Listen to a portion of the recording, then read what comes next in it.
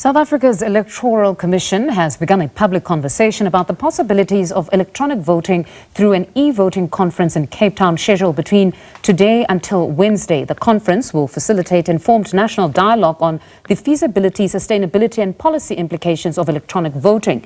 It will also launch a discussion document that will explore the crucial aspects related to electronic voting and the implications for South Africa. Joining us to discuss this further is researcher from the Council for Scientific and Idustrial Research, also known as CSIR, Dr. Jabu Mtsweni. Good evening, Doctor. Thank you very much for joining us on the program.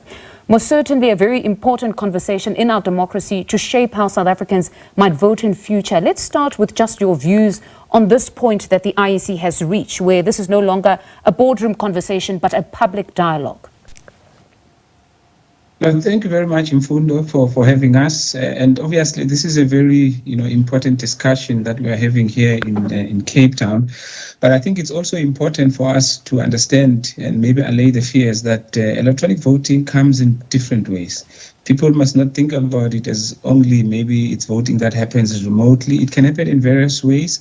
And this discussion is focusing on that, looking at different types of e-voting. For example, whether it can happen right, in the voting station, or it can happen in various ways using different types of technology. So I think that's where we need to start, because sometimes people can be scared that when we talk about e-voting, we're just talking maybe about mobile voting or people just voting where they are far away, maybe from the officials. Because many would then quickly think, as you say, that it would be remote, and then the conversation around security checks, even cyber security here, that would this be something that is feasible right now? But when we talk of the feasibility of all of this, many have been quick to raise the glaring connectivity issues. Do we actually have the infrastructure for this transition that is progressive, as many say? No, definitely, and I think that is why I mentioned earlier that we need to sort of understand that it comes in different ways. So currently, for example, in South Africa, there's about 70% internet penetration. Obviously, we know that mobile subscriptions are very high, which is, I think, the last stats will tell us about 195%. Of course, when you look, for example, at the schooling part, the connectivity is very low. So there are certain instances where electronic voting could be feasible, but obviously, because this thing needs to be inclusive, we are in a democracy, we need to cover, all the corners of our country, whether it's in the rural areas where there's limited connectivity, we should still be able to reach them. So one needs to balance and look at that. But definitely, for example, looking at the CSIR and other entities, infrastructure is there. Of course, it might be ailing. We might say probably it's not enough, but there are elements of it that are there. Hence, that is why I emphasize the point that it will just depend which version of electronic voting are we planning to implement. And I'm sure, for example, if we start small, particularly, let's say we look at just the voting counting machines, which could be one option, those could work, just like they are doing now. For example, when you go to voting districts or voting stations, you find various technologies that are being used at a limited extent, because obviously to implement this thing in a full scale, it might be a problem. Perhaps it warrants us delving deeper into the versions of electronic voting. Perhaps can you just take us through all of those so that at least people at home would have their fears allayed about what exactly it would look like at this point specifically?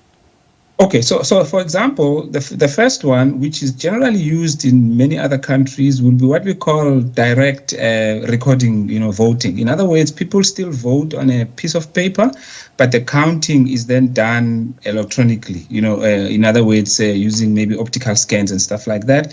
And then you would obviously have others where people go, let's say, into a voting station, and then when they go there, they find, let's say, a kiosk or something like that, where they are presented with an electronic ballot paper, and they could, for example, choose maybe by clicking on a screen or something like that for a party of their choice. For example, that saves, let's say, a lot of paper. We know in South Africa, for example, the ballot now is so long, that it becomes even very costly to print it. So alternatives such as electronic ballot papers become even more feasible.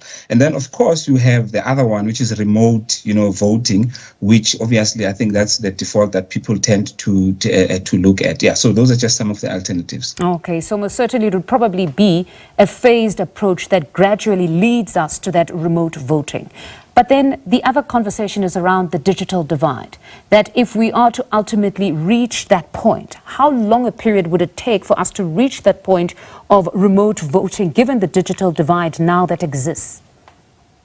Yeah, that one is a little bit tricky, but as I've always, as I said, in South Africa, we have about 75% of internet penetration, but you still have other challenges. For example, the issues of data costs. You also still have the issue of universal connectivity is a little bit of a problem, but there's been a lot of progress, and I think we must mention this. There's been a lot of progress that has been made since 1994 in terms of getting our people connected, even within the rural areas. That is why, for instance, within the CSIR, there's a network which is called the SANRED, which is trying to reach even the most remote areas in terms of fiber connections. And we see even, of course, 5G now is still a little bit limited, but when you look at the 3G, you find that at least now it is in many other areas. But over and above just the connectivity, in South Africa, we may even have other challenges, which obviously when one wants to adopt it needs to consider. For instance, the infrastructure challenges, the electricity issues, obviously the data cost, the mobile devices and the likes. So we definitely need to balance. And I think, in my view, a phased approach is way much better than trying to go full scale. And what are some of your projects that are on the pipeline, given where we are with this conversation now?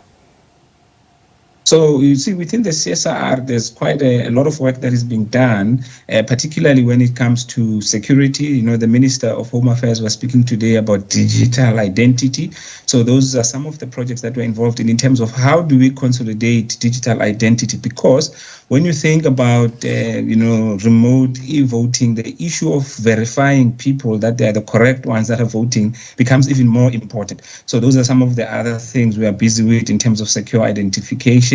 I've spoken as well about SANRED, which is one of the biggest, networking infrastructure we have in the country, but also the issues of processing in terms of computers. We've got the Center for High Performance Computing within the CSIR, as well as the RISA for storing this data and so on and so forth. Because one of the other things that is important when we do electronic voting, it's important to have audit trail. So you need to keep this data maybe for quite a long time, so that when auditors or political parties wants to verify whether the votings have been counted correctly or not, they can be able to do so.